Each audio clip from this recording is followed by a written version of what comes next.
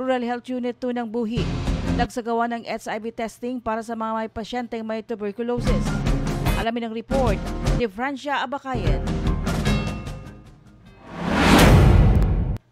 Nagsagawa ng mahalagang hakbang ng HIV testing ang Rural Health Unit 2 ng Buhi, Camarines Sur para sa mga pasyenteng may tuberculosis kahapon bilang bahagi ng kanilang Integrated Health Services.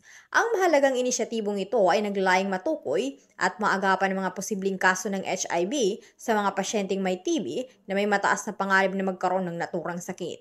Ang pagsusuri ng HIV para sa mga pasyenteng may TB ay napakahalaga upang masiguro ang kanilang kalusugan at mapabuti ang kanilang pangkalahatang paggamot.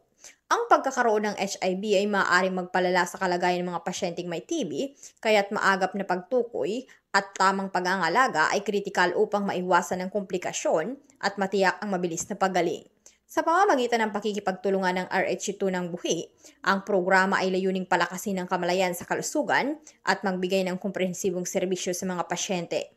Ang hakbang na ito ay bahagi ng patuloy na pagsisikap ng lokal na pamahalaan na labanan ang pagkalat ng TB at HIV at masiguro ang kaligtasan ng kalusugan ng buong komunidad.